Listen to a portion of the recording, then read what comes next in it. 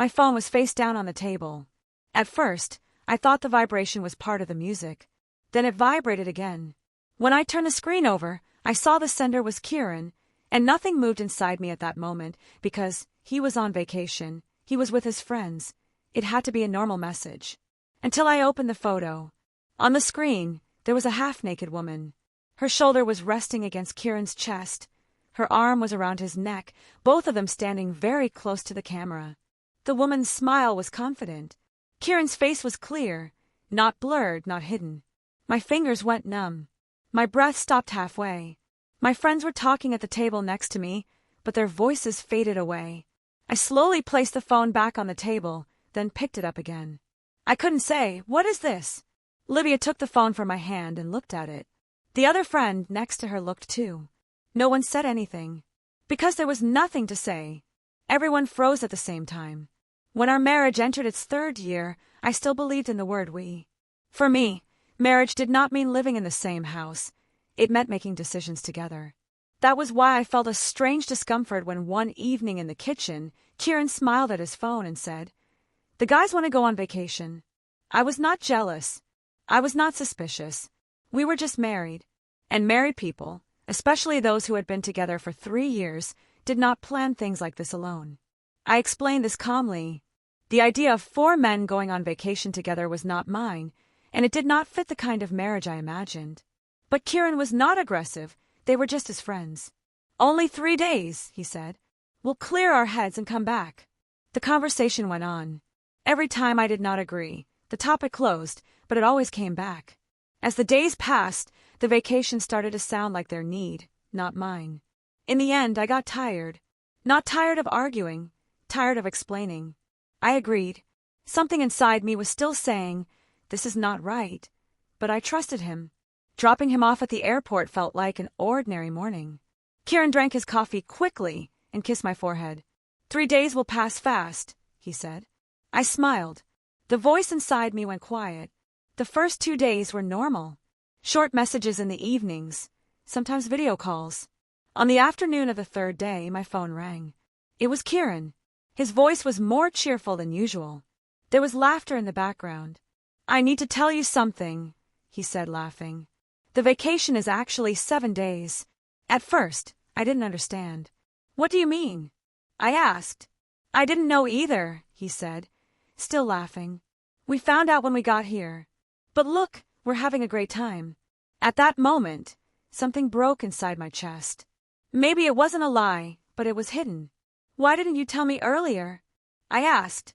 There was fun on his side of the phone, silence on mine. The argument was short. He laughed. I stayed quiet. That evening, my friends pushed me to go out. "Clear your head," they said. I agreed. The place was crowded, the music was loud. Drinks arrived at the table, conversation started. Right at that moment, a message came. A photo. Sent by Kieran. I opened it. I shouldn't have, but I did. The woman's hand was on Kieran's chest. Kieran's arm was around her waist. The woman was half naked. She was posing. It was intentional. It was not hidden. This was not a mistake. This was not a moment sent by accident. This was a moment where someone felt comfortable enough to forget I existed. My hand started to shake. The ground felt like it was slipping away beneath my feet. Livia said, "What is this?" I didn't answer. I handed her the phone. They all looked. No one spoke. Because now everyone knew. I stood up. My chair slid back. "I need to go," I said. My voice did not feel like mine. My friends stood up too. "We're coming with you," they said. I shook my head. "No," I said. I didn't need anyone right then. I didn't need to be held, hugged, or calmed. I walked out through the crowd. The air was cold. The streetlights were blurry. I was holding my phone, but I wasn't looking at the screen anymore. Because I had already seen everything I needed to see. I didn't cry at that moment. I didn't scream. I only understood one very clear thing. This marriage did not end because of small things that were never said. It ended because of a photo that was sent to me. And as I stood on that sidewalk, I knew I would never be the same again. My name is Arden Vale. I am 28 years old, and that night I did not call back because there was nothing left inside me to return to. They say love does not disappear in an instant, but they are wrong. Sometimes love stays where it is, and disgust settles on top of it and takes all the air away. After leaving my friends, I walked home. My steps were not fast. I was not in a hurry. I was not running away. I just knew that door no longer belonged to me. When I entered the apartment, I did not turn on the lights. I did not take off my shoes. I dropped my bag on the floor and went to the kitchen to drink a glass of water, but it had no taste. My phone was vibrating on the table, but I did not look. It was the middle of the night, and my mind kept bringing the same image in front of me, that photo, that comfort, that carelessness. At some point, I thought sitting down and thinking would distract me, but thinking solved nothing. It only made the emptiness inside me grow. Suddenly I stood up, as if someone had pressed a button, opened the closet, and started stuffing clothes into a bag. It was not organized, not planned, just fast. Drawers opened and closed. Hangers fell to the floor. The zipper of the suitcase resisted. I did not pack the house that night. I packed myself. At one moment, I stopped, sat on the edge of the bed, and that was when shock turned into crying. It was not quiet, it was out of control. My hands shook, my breathing sped up. My heart felt like it would jump out of my chest. It did not last a few minutes, maybe half an hour. Then I got tired. Even crying drains a person. I lay down on the couch, pulled a blanket over myself, and fell asleep without thinking, without deciding, just because my body gave up. Around noon, the vibration of my phone woke me up. My head was pounding, and it was hard to open my eyes. When I looked at the screen, it took a few seconds for the numbers to make sense. More than 100 missed calls, countless messages, all from the same name. My fingers did not touch the screen. I did not read them. I was not curious. I did not want an explanation, because there was nothing to explain. I put the phone back on the table, went to the bathroom, washed my face, and looked at myself in the mirror. My eyes were swollen, but my gaze was clear. There were a few things left from the night before. I put them into the bag. As I walked around the apartment, I did not stop at any memories. I did not look at photos. I did not touch the things we bought together. They were someone else's story now. Before closing the door, I paused and left the key on the table. At that moment, the phone vibrated again. A message preview appeared on the screen. I'm on my way. I'm coming. I will explain everything. I did not look. I did not open it. I did not read it, because that vacation was far away and he could not come back right away. And even if he did, there was no place left for me to wait. I picked up my bag, went down the stairs, and before getting into the car, I called a number. It was my aunt. Her name was Alara. My husband did not know her well, but to me she meant safety. I'm on my way, I said. I'm coming. I'll explain everything. My voice was calm. I was in control. I started the car, looked at the building one last time in the mirror, and in that moment I understood this. I was not running away. I was walking out. When I arrived at Alara's house, the sky was still gray, one of those uncertain hours stuck between morning and noon. When I rang the doorbell, I did not even wait for it to open, because I knew it would. When my Aunt Alara saw me, she did not ask any questions. She did not look surprised. She did not panic. She simply stepped back and opened the door all the way. Come in, she said. There was no curiosity in her voice, no judgment. In that moment, I realized that trust sometimes does not use long sentences. When I entered the house, I put my bag on the floor and stayed standing, as if I might leave again at any second. Alara walked toward the kitchen and asked without looking at me. Tea or coffee? Water, I said. My throat was still dry. When I sat at the table, the shaking in my hands was gone, but there was a strange emptiness inside me. I did not want to cry and I did not want to talk. Alara placed the glass in front of me and sat across from me. I'm here when you want to talk, she said. That was all. My phone was sitting at the corner of the table, on silent, but it kept vibrating. I turned the screen face down. Alara noticed, but she did not say anything. We just sat there for a while. Then the words started to come out on their own. I talked about the vacation, about the lie of 3 days, about the truth of 7 days, about the photo. I did not show the photo, but I did not need to. Alara nodded. This is not a moment, she said calmly. This is a decision. I had been thinking the same thing. Hearing it did not reduce the pain, but it cleared my mind. After a while, I went to my room, the small room my aunt had prepared for me. I closed the curtains and sat on the bed. I picked up my phone. I still did not open it. I just looked at the numbers. The missed calls had increased. The messages, too. One preview caught my eye. "Please, let's talk." I did not delete it. I did not archive it. I just locked the phone. In the afternoon, Ilara went out and gave me space to be alone. The house was quiet.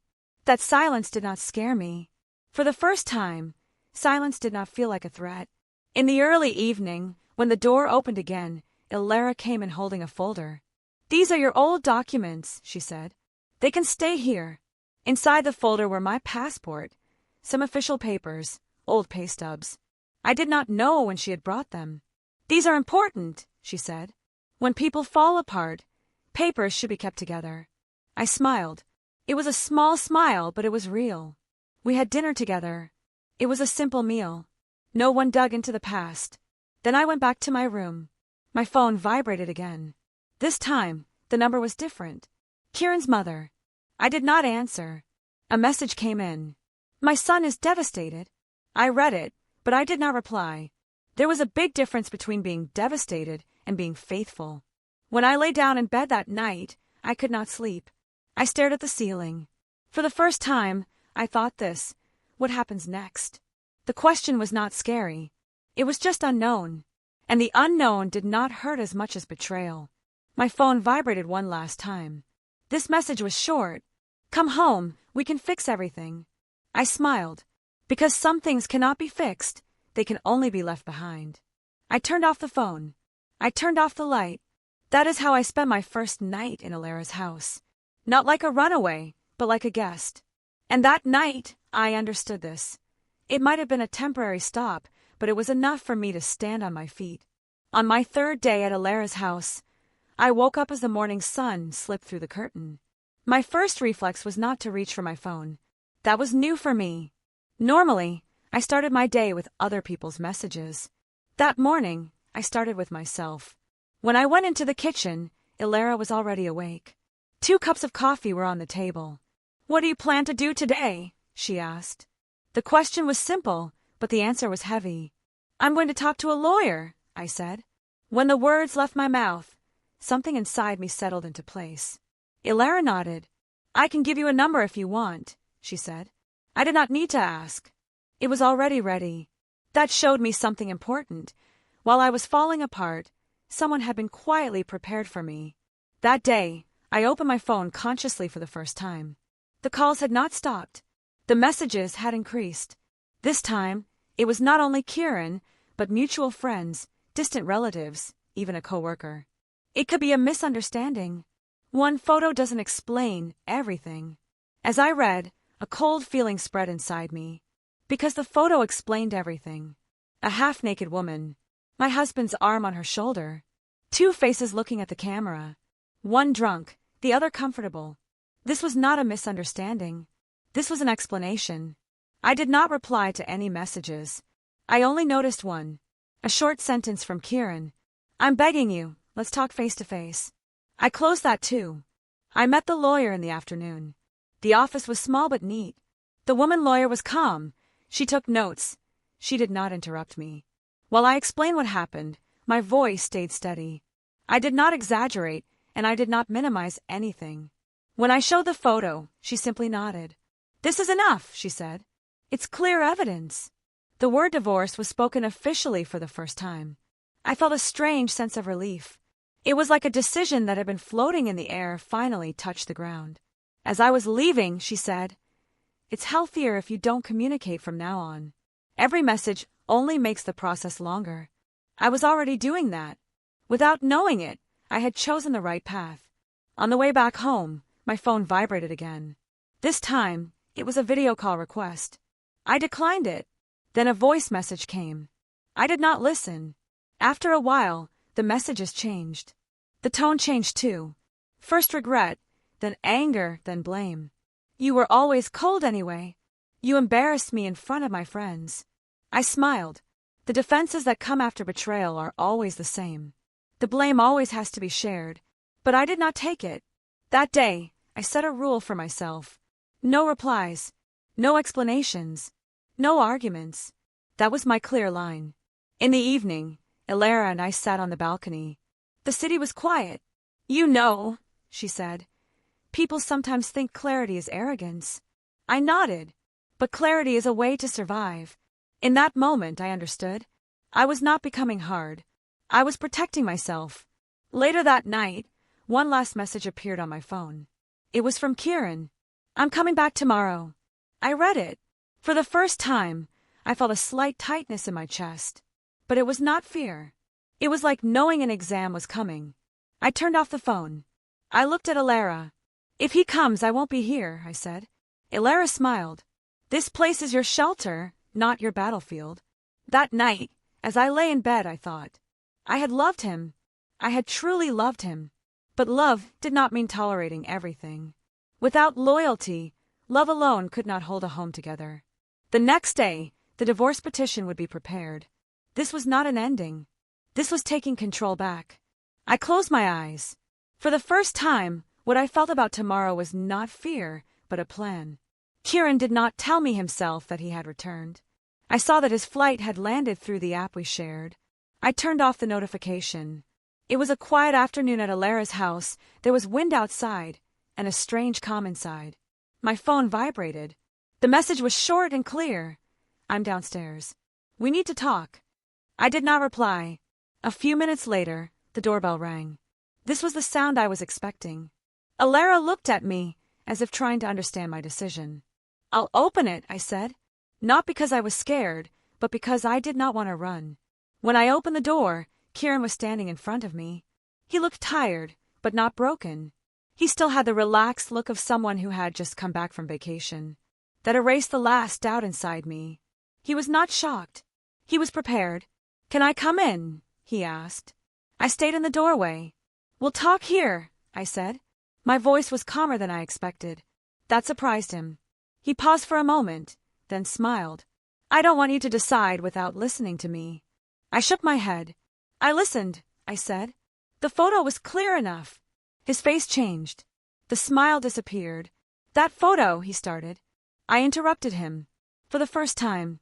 You didn't send that photo to me, I said. But you were in it. There was silence. Sounds echoed in the stairwell. Kieran took a step forward.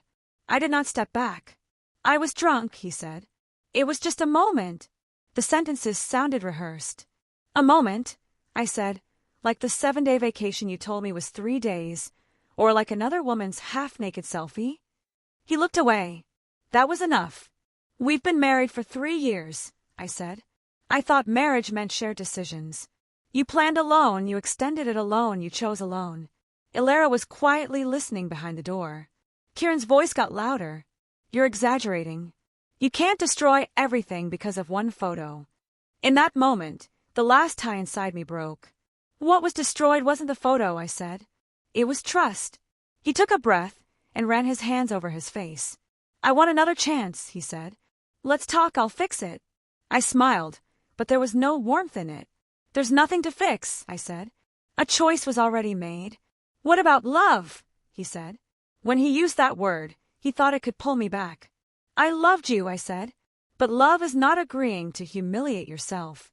The silence stretched out. Footsteps echoed in the stairwell. Kieran lowered his voice. Everyone makes mistakes. I shook my head. A mistake is something you apologize for after you're caught, I said. A choice is made before that. With that sentence, the confrontation ended. He stood there for another moment. He tried to look inside and saw Elara. He stepped back. Your lawyer called, he said. I didn't expect it to move this fast. I did, I said, because I needed it to be fast. Before closing the door, I looked at him one last time. From now on, communication goes through the lawyers, I said. Don't call me. He didn't answer. His silence was also an answer. When I closed the door, my knees trembled, but I didn't fall. Elara was next to me. Are you okay? She asked. I nodded. Maybe this wasn't okay, but it was right. That evening, we didn't talk much. There was no need. Confrontation makes some sentences unnecessary. Before sleeping that night, I looked at my phone. No new messages. For the first time, this silence didn't feel heavy. It felt orderly. I knew it. This conversation was not a closure. But it was a threshold, and I had crossed it with no intention of going back. After the door closed, I thought everything was over, but it wasn't. It only changed shape. Kieran wanted to come back, and he wasn't hiding it. The messages started again, this time more regular, softer, more calculated. I was wrong. I ruined everything. I don't want to lose you. The sentences were different, but the purpose was the same. To come back. In the first days, I didn't read them. Then I noticed something. Reading them didn't pull me back. It pushed me farther away. Because regret, when it doesn't come with responsibility, is just noise. One evening, while I was alone at Alara's house, my phone rang. An unknown number. I didn't answer. Then a long message arrived. It was from Kieran. This time he wasn't blaming me. He wasn't defending himself. He was explaining what happened on the vacation, how drunk he was, how he felt when he woke up the next morning. While reading, I paused for a moment. In the past, these words would have softened me. Now they only felt late. At the end of the message, there was one sentence. If I come back, everything will be different. I locked the phone, because some different no longer mean anything. The divorce process moved quickly. My lawyer was clear. The other side seemed cooperative, but they didn't want to give up control. Kieran's regret did not appear in the legal language. The house, the accounts, the belongings. Everything was a negotiation. That showed me something important. The emotions were verbal, but control still mattered. That realization erased my last doubt. I knew I had made the right decision. Around that time, the day of a job interview arrived. When I looked at myself in the mirror that morning, I barely recognized myself. Simpler, clearer. Alara said, "You're ready." She was right. The interview went better than I expected. Questions, answers, coffee. While talking, I spoke about myself, but not about my past. About the future. That alone was a big change. When I left the office, I felt a small sense of hope. Quiet but real. That same evening, a new message came from Kieran. "I know you went to an interview." That sentence tightened my stomach. He was still watching me, still collecting information from somewhere. I didn't reply, but I did something for the first time. I took a screenshot of the number and sent it to my lawyer. A boundary is not drawn only with words. Sometimes it is drawn with proof. That night, lying in bed, I thought about everything. I had loved him. I wasn't denying that. But regret did not bring loyalty back. Something that breaks once never stands the same again, even if it is repaired. And I didn't want anything old anymore. I wanted a new life, a clean beginning. Kieran's desire to return did not change my decision to move forward. Toward morning, my phone was silent. For the first time, that silence felt peaceful. I told myself this. If someone is truly sorry, they don't pressure you. They don't try to convince you. They leave you in peace. And for the first time, I was receiving that peace from myself. The job offer came earlier than I expected. One morning, a short email appeared on my phone. It was professional but warm. My heart sped up as I read it. This wasn't an escape, it was a change of direction. I read it out loud to Alara. She smiled. "It's time to move on from here," she said. She was right. I was grateful, but staying here was no longer healing. I needed to build a space of my own. That same day, I looked at apartment listings. Small, simple, a place with no shared memories. That was exactly what I wanted. During this time, Kieran still hadn't given up. This time his tone was more emotional. He left a voice message. I listened. For the first time, his voice sounded fragile, close to tears. "Don't erase me completely," he said. "I know I deserve this, but I'm still here." When the message ended, I held the phone in my hand. Nothing moved inside me. No anger, no pain. Just tiredness. That was an answer, too. I didn't reply. The day I went to see the apartment, the sky was cloudy. It was a small place. Enough light, a quiet street. I stood by the window and looked outside. For the first time, I felt like a place could belong to me. I didn't really listen to the agent while they talked. The decision was already made. We set the key delivery date. As I was leaving, my phone vibrated. Kieran had written, "Where are you?" This time, I did something different. I didn't unblock the number, and I didn't reply. Read receipts were off. While he didn't know, I was moving forward. On moving day, Ilara was with me. There weren't many boxes. At this stage of my life, I didn't want extra things. The walls were empty, and that felt good. There was silence. In that silence, I was alone with myself for the first time. In the evening, we sat on the floor and drank coffee. "You did this," Ilara said. "No," I said. "I chose this." The difference mattered. That night, a long message came to my phone. It was from Kieran. "I know you moved out." Then many sentences followed. The past, regret, future plans. I read it all. To the end. The last sentence said, "Don't close me completely." I put the phone on the table and looked at it for a moment. Then, for the first time, I replied. One sentence. "I didn't close you, I opened myself." I sent it. Then I muted the number. This wasn't revenge. It was a period. My first week at the new job was busy. People, meetings, things to learn. But every day when I came home, there was a quiet satisfaction under the tiredness. My life was filling up again, but this time not around someone else. Around my own center. Messages from Kieran became rare. The tone changed. He wasn't begging anymore.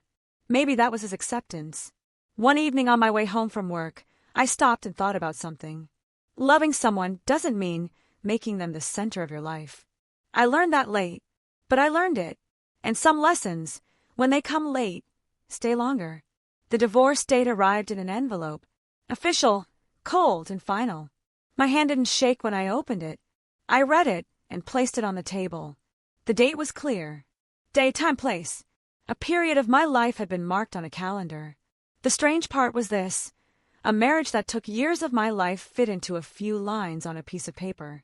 In that moment, I understood something. Some things feel heavy while you're living them, but when they end, they become surprisingly light. That same evening, a message came from Kieran. It was short and, for the first time, direct. "Can we talk one last time? Face to face." When I saw it, I didn't feel resistance. In the past, my stomach would have tightened, my heart would have raced. Now I just thought. I wasn't running. I wasn't hiding. I agreed, but I had conditions. A public place, a short meeting, no rewriting the past.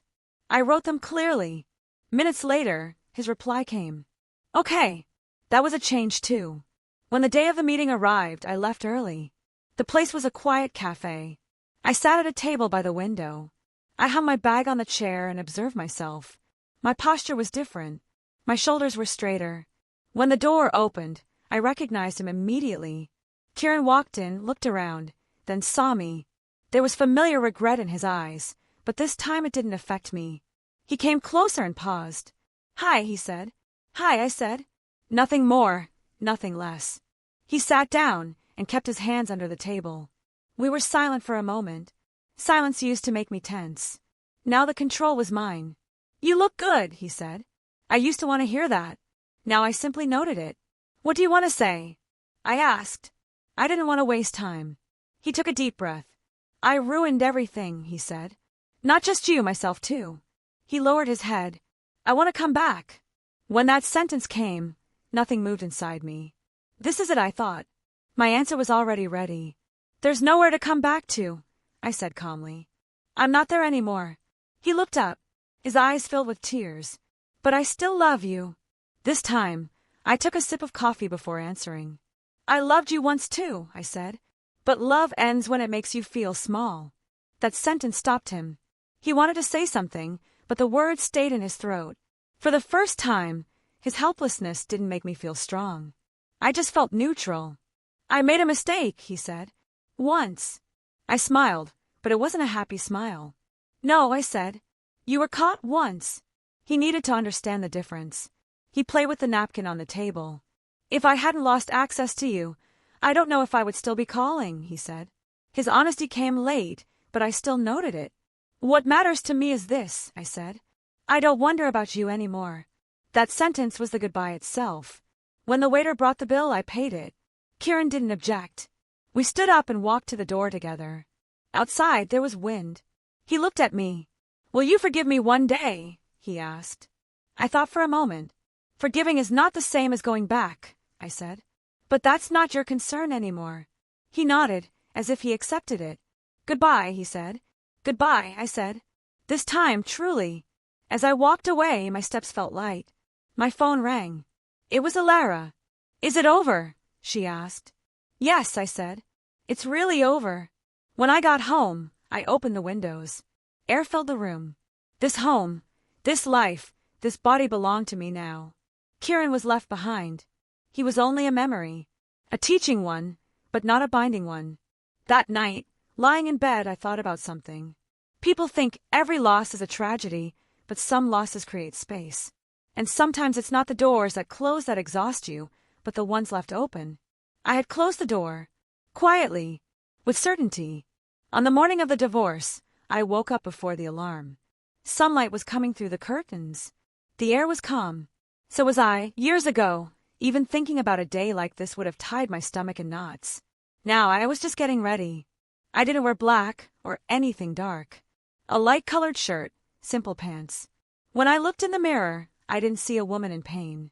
I saw someone who had made a decision. That difference was more valuable than anything else. I went to the courthouse alone. I didn't invite anyone. This was my path. While waiting in the hallway, I looked at people's faces. Some were tense, some angry, some still hopeful. I didn't belong to any of them. After a while, Kieran arrived. His lawyer was with him. When he saw me, he stopped. Our eyes met. That look used to undo me. Now it just felt familiar. Not foreign, but not close either. We were called inside. The judge asked questions. Short, clear, emotionless.